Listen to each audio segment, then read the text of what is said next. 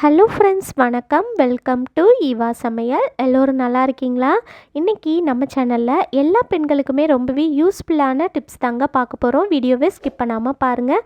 நம்ம சேனலை இப்போ தான் ஃபஸ்ட் டைம் பார்க்குறீங்கன்னா சப்ஸ்கிரைப் பண்ணலைன்னா சப்ஸ்கிரைப் பண்ணிக்கோங்க ஃப்ரெண்ட்ஸ். பக்கத்தில் இருக்க நோட்டிஃபிகேஷன் பெல் ஐக்கானை கிளிக் பண்ணிக்கோங்க. இப்போ வாங்க ஃப்ரெண்ட்ஸ், ஃபஸ்ட்டு டிப் என்னன்னு பார்க்கலாம். சில பேர் சொல்லுவாங்க, வாஷிங் மிஷினில் துணி துவைக்கும் போது சரியாக அழுக்கு போகலை அப்படிங்கிற கவலை இருக்கும் இல்லையா? அந்த மாதிரி இல்லாமல் நம்ம ஊற வச்சு கையை வச்சு துவைச்சா எந்த அளவுக்கு நம்ம பளிச்சுன்னு துவைக்க முடியுமோ அதே போல் வாஷிங் மிஷின்லேயும் நம்ம ஊற வச்சு துவைக்கலாங்க. எந்த வித அழுக்கும் இல்லாமல் பளிச்சுன்னு துவைக்கலாங்க. அது எப்படின்னு பார்க்கலாம். முக்கியமாக நம்ம வாஷிங் மிஷினில் துணி துவைக்கும் போது கவனிக்க வேண்டிய விஷயம் என்னென்னா, எப்போவுமே நம்ம ட்ரம் ஃபுல்லாக நிரம்புற மாதிரி துணி போடவே கூடாதுங்க. இந்த மாதிரி முக்கால் அளவுக்கு நிரப்புற மாதிரி தான் துணி போடணும். அப்போ தான் நமக்கு துணியில் இருக்கிற அழுக்கு எல்லாமே நீக்கி நல்லா துவைச்சி கொடுக்குங்க. அதே போல் நம்ம வாஷிங் மிஷினில் துணி துவைக்கும் போது துணி துவைக்கிற பவுடர் சேர்த்து துவைக்கிறத விட இந்த மாதிரி துணி துவைக்கிற லிக்யூட் இருக்குது பாருங்கள். நீங்கள் என்ன பிராண்ட் யூஸ் பண்ணுறீங்களோ, சர்ஃபெக்சல், ஏரியல், என்ன பிராண்ட்னாலும் யூஸ் பண்ணிக்கலாங்க. துணி துவைக்கிற பவுடர் சேர்க்குறத விட இந்த மாதிரி லிக்யூட் சேர்த்து துவைக்கும் போது அழுக்கு நல்லாவே போகுதுங்க. இப்போ நம்ம வாஷிங் மிஷினை க்ளோஸ் பண்ணிவிட்டு ஆன் பண்ணிக்கலாங்க. இப்போ நம்ம வாட்டர் லெவல் சூஸ் பண்ணிக்கலாங்க. நம்ம முக்கால் அளவுக்கு துணி போட்டிருக்கோம். ஸோ நான் 41 லிட்டர் சூஸ் பண்ணியிருக்கேங்க. இப்போ நம்ம ஸ்டார்ட் பண்ணிடலாம். இப்போ நமக்கு வாஷிங் மிஷின் துவைக்க ஆரம்பிச்சிருச்சுங்க. இப்போ பாருங்கள், நான் ஓப்பன் பண்ணி காட்டுறேன். அந்த தண்ணி வர ஆரம்பிச்சிருச்சு பாருங்கள். ஒருவேளை நீங்கள் வாஷிங் மிஷின் ஸ்டார்ட் பண்ணதுக்கு அப்புறமா ஒரு துணி அல்லது 2 துணி போட மறந்துட்டீங்க, அதை போடணும் அப்படின்னா நீங்கள் வாஷிங் மிஷினை ஆஃப் பண்ணிவிட்டு போடுறது ரிஸ்க்குங்க. நம்ம பாஸ் பண்ணிக்கலாங்க. பாஸ் பண்ணிவிட்டு போடலாம். அது எப்படின்னு பார்த்தீங்கன்னா, வாஷிங் மிஷினில் இந்த மாதிரி பாஸ் பட்டன் இருக்கும். அந்த பாஸ் பட்டனை கொடுத்துட்டீங்க அப்படின்னா பாஸ் ஆகி நமக்கு வாஷிங் மிஷின் அப்படியே நின்றுங்க. அதுக்கப்புறமா நம்ம முக்கியமாக கவனிக்க வேண்டிய விஷயம் என்னென்னா, இப்போ பாருங்கள், எனக்கு டைமிங் 50 நிமிஷம் காட்டுது. 20 நிமிஷத்துக்கு கம்மியாக இருக்கும்போது நம்ம துணி போடக்கூடாதுங்க. அந்த மாதிரி போடும்போது புதுசாக போடுற துணி சரியாக நமக்கு அழுக்கு போகாது. 20 நிமிஷத்துக்கு மேலே இருக்கும்போது நீங்கள் துணி போட்டுக்கலாம். நமக்கு 50 நிமிஷம் தான் காட்டுது. ஸோ நான் போட வேண்டிய துணியை உள்ளே போட்டுட்டேங்க. போட்டுட்டு மறுபடியும் நம்ம ஸ்டார்ட் பண்ணிக்கலாங்க. வாஷிங் மிஷினை க்ளோஸ் பண்ணிவிட்டு நம்ம ஸ்டார்ட் கொடுத்துடலாம். ஸ்டார்ட் கொடுத்துட்டிங்க அப்படின்னா மறுபடியும் நமக்கு வாஷிங் மிஷின் துவைக்க ஆரம்பிச்சிடும். பாருங்கள், விட்ட டைமில் இருந்தே நமக்கு துவைக்க ஆரம்பிச்சிடும். இப்போ நம்ம வாஷிங் மிஷின்லேயே துணியை ஊற வச்சு எப்படி துவைக்கிறதுன்னு பார்க்கலாங்க. வாஷிங் மிஷின் ஓப்பன் பண்ணி பார்த்துடலாம். நம்ம 41 லிட்டர் சூஸ் பண்ணியிருந்தோம். முக்கால் ட்ரம் நிரம்புற அளவுக்கு தண்ணி நிரம்பிடுச்சு பாருங்கள். இந்த மாதிரி துணி நல்லா மூழ்கிற அளவுக்கு தண்ணி வந்ததுக்கப்புறமா நம்ம வாஷிங் மிஷினை பாஸ் பண்ணிடணுங்க. இப்போ மறுபடியும் நம்ம பாஸ் பட்டனை கொடுத்துடலாம். பாருங்கள், பாஸ் பட்டனை கொடுத்ததுமே நமக்கு அப்படியே பாஸ் ஆகி வாஷிங் மிஷின் நின்றுங்க. இதுக்கப்புறமா நம்ம உள்ளே இருக்கிற அந்த துணி இருக்குது பாருங்கள், அது தண்ணிக்குள்ளே இந்த மாதிரி நல்லா முக்கி விட்டுடலாம். நம்ம கையை வச்சு துவைக்கும் போது பார்த்திங்கன்னா தண்ணியில் நல்ல துணியை ஊற வச்சு துவைப்போம். அந்த மாதிரி செய்யும்போது நமக்கு நல்ல துணியில் இருக்கிற அழுக்கு எல்லாமே போகும் இல்லையா? அதே போல் நம்ம வாஷிங் மிஷின்லேயுமே துவைக்கலாங்க. இந்த மாதிரி துணியை தண்ணிக்குள்ளே நல்லா ப்ரெஸ் பண்ணி விட்டதுக்கப்புறமா அரை மணி நேரம் நம்ம அப்படியே விட்டுறலாங்க. நல்லா ஊறட்டும். அரை மணி நேரம் நல்லா ஊற விட்டுட்டிங்க அப்படின்னா அந்த துணியில் இருக்கிற அழுக்கு எல்லாமே தண்ணியில் இறங்கி வந்துடுங்க. இப்போ பாருங்கள், அரை மணி நேரம் ஆயிடுச்சுங்க. அரை மணி நேரத்துக்கு அப்புறமா பாருங்கள், இந்த தண்ணி எவ்வளோ அழுக்காக இருக்குன்னு. அந்த துணியில் இருக்கிற அழுக்கு எல்லாமே தண்ணியில் நல்லா இறங்கி வந்துருச்சு. பாருங்கள் எந்த அளவுக்கு அழுக்காக இருக்குன்னு. இப்போ நம்ம வாஷிங் மிஷினை ஸ்டார்ட் பண்ணிடலாங்க. பாருங்கள், மறுபடியும் நம்ம ஸ்டார்ட் பண்ணிட்டோம் அப்படின்னா விட்ட டைமில் இருந்து நமக்கு ரன் ஆக ஆரம்பிச்சிடும். இப்போ நம்ம வாஷிங் மிஷினை க்ளோஸ் பண்ணிடலாங்க. துவைச்சி முடிக்கட்டும். துவைச்சி முடித்ததுக்கப்புறமா நான் எப்படி இருக்குன்னு காட்டுறேன். இப்போ பாருங்கள் ஃப்ரெண்ட்ஸ், நம்ம வாஷிங் மிஷினில் துணி துவைச்சி எடுத்துட்டோம்.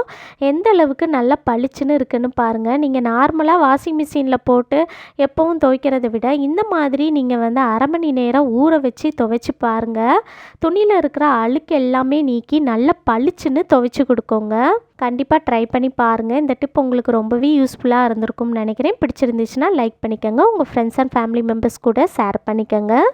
இப்போ வாங்க ஃப்ரெண்ட்ஸ், அடுத்த டிப் என்னன்னு பார்க்கலாம். நம்ம வீட்டில் அரிசிலாம் பார்த்திங்கன்னா இந்த மாதிரி பெரிய டப்பா நிறையா ஸ்டோர் பண்ணி வச்சுருப்போம்.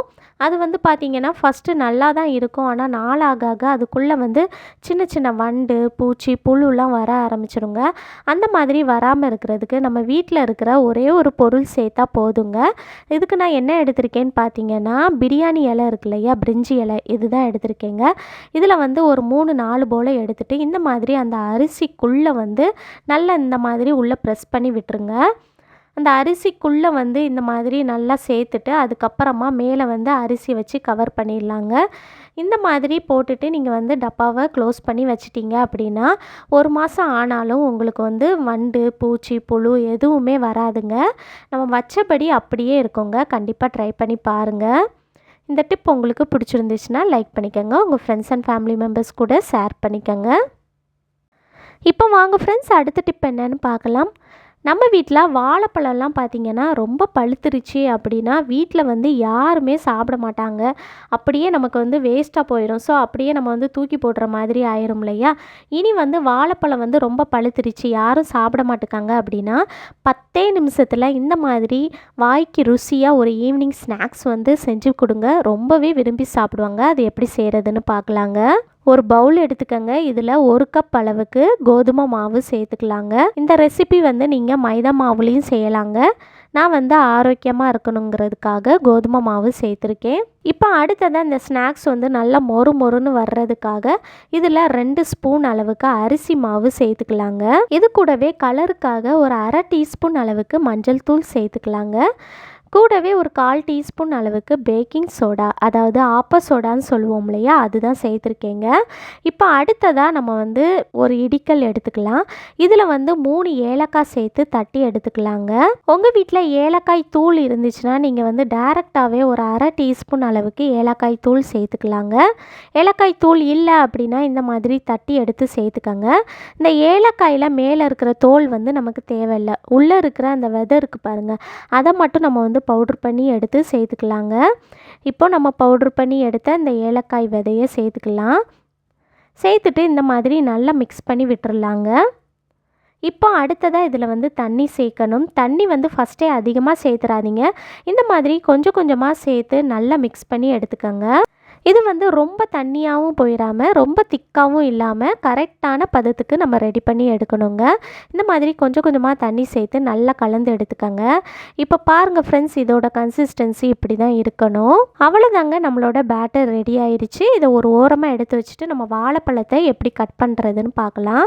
ஃபஸ்ட்டு வந்து இந்த தோலை வந்து நம்ம ரிமூவ் பண்ணி எடுத்துடலாங்க.